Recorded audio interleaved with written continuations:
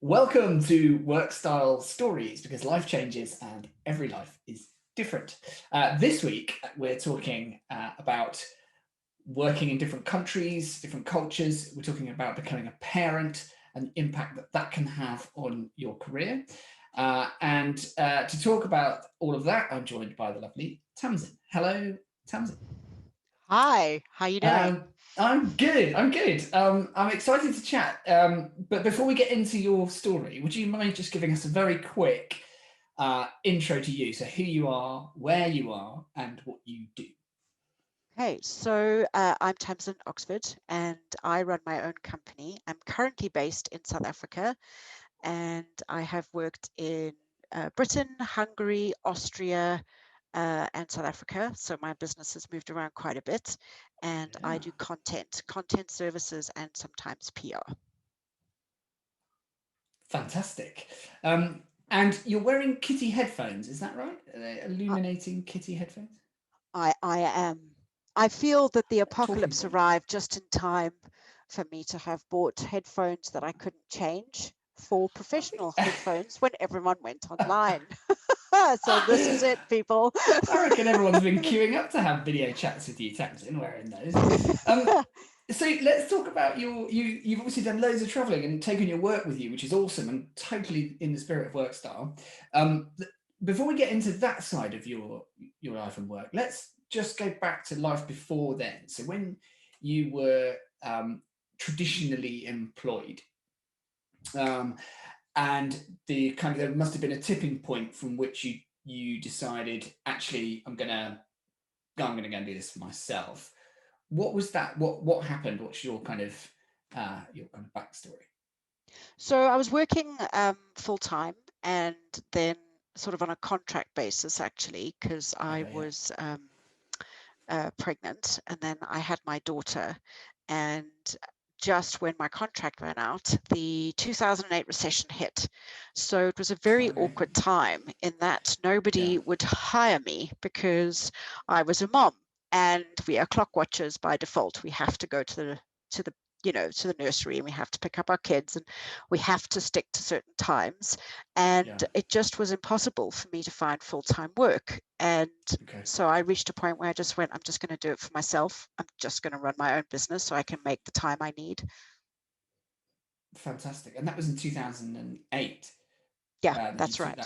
that decision. So a bold decision in the kind of economic climate as it was then. Um, Yeah.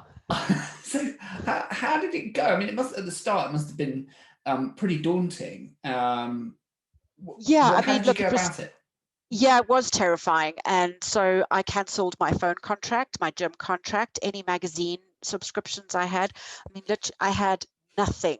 No money Yeah, came off my bank account except for 2 days at nursery a week where yeah, I could okay, focus on my business.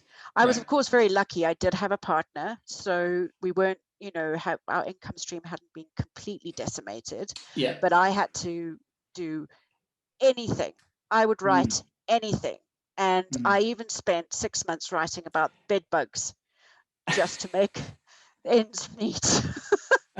Don't read up Six on months bed quite bugs. That's quite a long time writing about that subject. I can only imagine it's quite. Anyway, let's not go there. So No, in that time, so that first bit, did you carve out those 2 days where your child was at nursery before you necessarily had work coming in? So almost to spend those 2 days, I don't know, prospecting, winning, trying to win business. Did you kind of say, right, I'm just going to spend 2 days, whether I've got work in or not, these 2 days are going to be the days I spend on my business? yes. Yeah, I believe fundamentally that if you make it, I sound very Kevin Costner here, if you build it, they will come.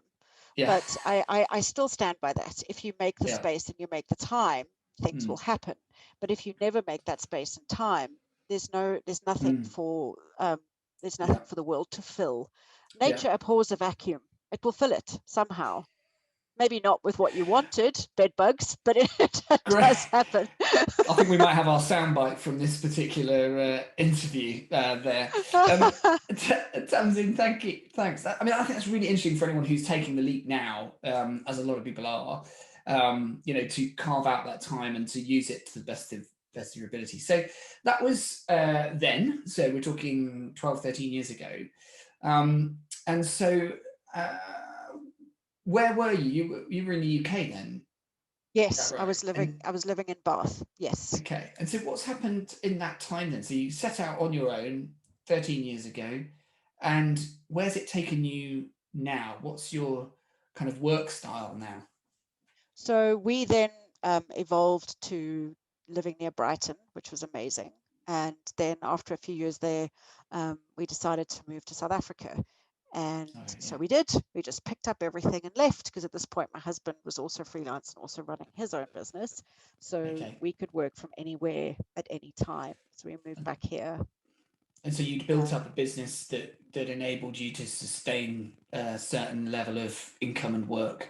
Was that full time, part time, 3 hours, 8 days? How did you think about it when you kind of got to a point where, okay, I've got enough work? What does that look like to you? So I don't know if any freelancer gets to the point where they think they have enough work, which is why we all look slightly frazzled. But at the time, because my daughter was still really young, throughout my entire working existence as a freelance, I decided that because I was put in this situation, and not just because of that, but because of her, Mm, I was going to leverage it. I was going to work around seeing her grow up and spending time with her.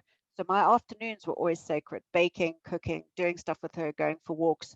And when we moved here, amazing. I just stuck with that. So Mm, afternoons were hers. They are her mm, time to spend with her.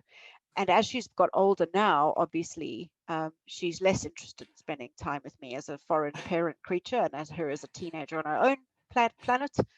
But yeah. um, if she comes into my office, I down tools and spend time with her and help her with her Mm, problems because she will always be that priority. I work to live. I yeah, don't absolutely. necessarily live to work. Mm. I think that prioritization is so important and such an interesting thing for us to get our heads around that, as parents, success is not necessarily the next big contract or, having a workload or the next big thing that we're doing, but more how well our kids are in health and mind and the strength of the unity that exists between us as a family. And I can see that you made that call some time ago. You must now be able to reflect on that with a degree of, I guess, satisfaction, presumably, of having always had that prioritization in your life and always being able to make that time for her. How does it feel Yeah. kind of now that I guess there's a bit of, with teenage years, things change, but how is it kind of now having done it for such a long time? So it's actually amazing because there are moments where you go, oh my goodness, I've sacrificed a trajectory of a Yeah, career yeah, to yeah, become correct. the MD or the CEO or Yeah, whatever yeah. your dream may have been prior to having Mm, kids or making this choice. But I am the MD of my own company, and I get yeah, to choose that if when I'm finished this call with you, should I go swimming with Tabs in the pool?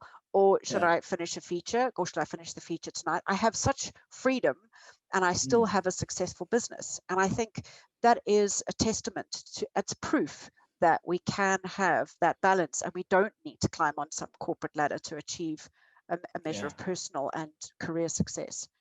Very well said, Tamsin. And just very quick look to the future then. How do you think your work style might evolve over the next, I don't know, 5 years or so? Any ever thought about that? Yeah, I have actually given it a great deal of thought because 2020 was the year of the burnout, and I made all the rookie Mm. mistakes you're supposed to make at the beginning. I did them then.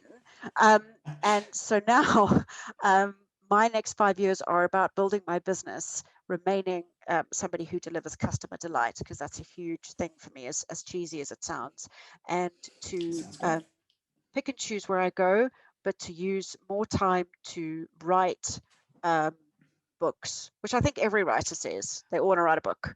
But Yeah, I'm doing my master's in crime and I'm going to write a novel in the next 2 years. And that's a massive good part for of my you. schedule. Yeah. Um, it's been inspirational to talk to you, Tamsin. Thank you. Thank you. We've come to the end of our chat. We've been Workstyle Stories. We'll see you next time. Thank